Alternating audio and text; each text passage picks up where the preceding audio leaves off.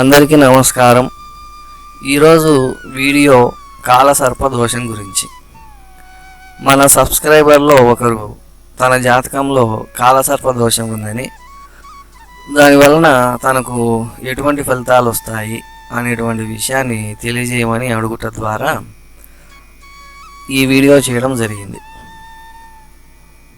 ఈ కాలసర్ప దోషం అంటే ఏమిటి, దానికి సంబంధించిన విషయాలని ఇప్పుడు మనం తెలుసుకుందాం. వాస్తవానికి ఈ కాలసర్ప దోషం అనేటువంటిది సంప్రదాయ జ్యోతిష గ్రంథాలలో ఎక్కడా కనిపించదు. ఇది ఎప్పుడు ప్రచారంలోకి వచ్చింది అనేటువంటి విషయం ఎవరికీ తెలియదు. మనకు ముఖ్యంగా లగ్నం ద్వారానే శుభగ్రహాలని పాపగ్రహాలని విభజన చేసి ఫలితాలను చెప్పాలి, కానీ ఈ విధంగా యోగాలని ఆధారణ చేసుకొని ఫలితాలను చెప్పుట వలన అవి ఫలించుట లేదు. ఇక కాలసర్ప దోషం అంటే రాహు కేతుల మధ్య అన్ని గ్రహాలు ఉంటే దాని కాలసర్ప దోషం అంటారు. ఈ దోషం ఉండడం వలన జాతకంలో ఉండేటువంటి అన్ని మంచి యోగాలు కూడా చెడిపోతాయని జ్యోతిష్కుల అభిప్రాయం. ఇంతకుముందు వీడియోలో మనము ఏ లగ్నానికి ఏ గ్రహాలు శుభగ్రహాలు అవుతాయి, ఏ గ్రహాలు పాపగ్రహాలు అవుతాయి అనేటువంటి విషయాన్ని తెలుసుకున్నాం. ఇప్పుడు రాహుకేతులు కూడా ఏ లగ్నాలకు మంచి వాళ్ళు అవుతారు, ఏ లగ్నాలకు చెడ్డవాళ్ళు అవుతారు అనేటువంటి విషయాన్ని తెలుసుకుందాం.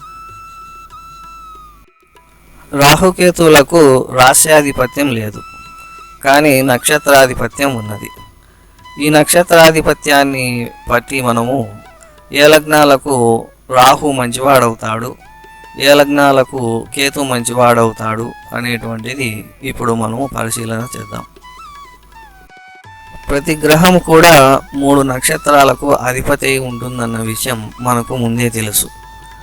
ఇక్కడ కేతు యొక్క నక్షత్రాలను పరిశీలన చేస్తే ఈ కేతు యొక్క నక్షత్రాలు మొత్తం గురువర్గంలోనే ఉన్నాయి. అదేవిధంగా రాహు యొక్క నక్షత్రాలు మొత్తం శనివర్గంలోనే ఉన్నాయి. కేతు యొక్క నక్షత్రాలు శనివర్గంలో లేవు, రాహు యొక్క నక్షత్రాలు కూడా గురువర్గంలో లేవు.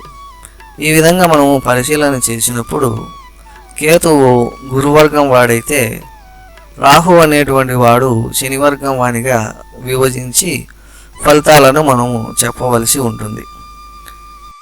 ఈ రాహుకేతువులు ఏ స్థానాలపైన తమ ప్రభావం చూపుతాయో వాటినే శుభపరచడమో అశుభపరచడమో జరుగుతుంది తప్పితే జాతకంలోని మిగిలిన అన్ని యోగాలను ఇవి భంగం చేస్తాయి అని మనం చెప్పకూడదు.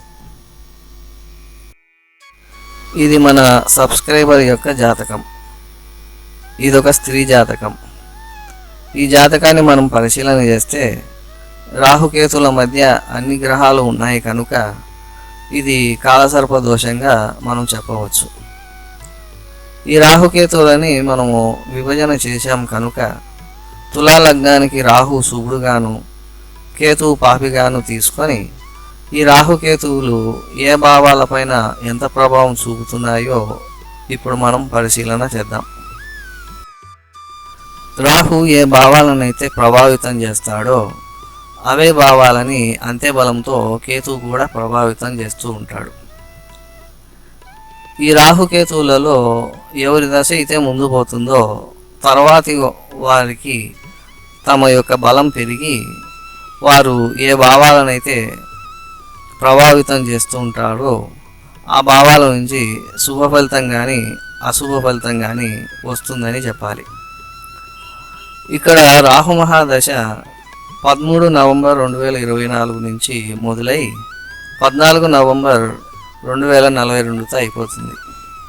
తర్వాత నుంచి కేతువుకు బలం పెరిగి ఈ కేతువు ఏ భావాలనైతే ప్రభావితం చేస్తున్నాడో ఆ భావాల నుంచి అశుభ ఫలితాలు వస్తాయని చెప్పాలి. అంతేగాని రాహుకేతువుల మధ్య అన్ని గ్రహాలు ఉన్నాయి కనుక అన్ని మంచి మంచి యోగాలన్నీ చెడిపోతాయి అని చెప్పకూడదు. ఈ జాతకంలో రాహు దశ ముందుగా పోతుంది కనుక ముందు శుభ ఫలితాలని పొంది తర్వాత అశుభ ఫలితాలని పొందవలసి ఉంటుంది. అదే కేతు దశ ముందు పోతే ముందు అశుభ ఫలితాలని పొంది తరువాత శుభ ఫలితాలని పొందవచ్చు. ఏ గ్రహమైనా కానీ తాను ఏ భావాలనైతే ప్రభావితం చేస్తుందో ఆ భావాలకు సంబంధించిన శుభ ఫలితం కానీ అశుభ ఫలితం కానీ ఇస్తుంది, కానీ తాను ఏ భావాలనైతే ప్రభావితం చేయదో ఆ భావాలకు సంబంధించిన శుభ ఫలితం కానీ అశుభ ఫలితం కానీ ఇవ్వలేవు. అదేవిధంగా రాహుకేతువులకు కూడా పరిశీలన చేసి మనం ఫలితాన్ని చెప్పాలి, కానీ కేవలం యోగాలని ఆధారంగా చేసుకొని ఫలితాలను చెప్పకూడదు. గురువర్గ జాతకులకు రాహు పాపి కనుక రాహుకు మాత్రమే శాంతి చేయించుకోవాలి. అదేవిధంగా శనివర్గ జాతకులకు కేతువు పాపి కనుక కేతువుకు మాత్రమే శాంతి చేయించుకోవాలి. రాహుకేతువులకి ఇద్దరికి కలిపి శాంతి చేయిస్తే అవి ఇవ్వవలసినటువంటి శుభ ఫలితాలు కూడా ఇవ్వకుండా పోతాయి.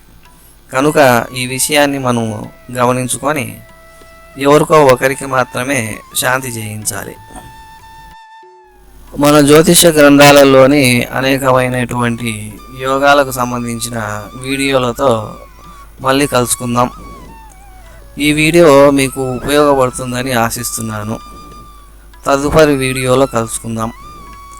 అంతవరకు సెలవు. నమస్కారం. ఈ వీడియో నచ్చితే మా ఛానల్ని లైక్, షేర్, సబ్స్క్రైబ్ చేయండి.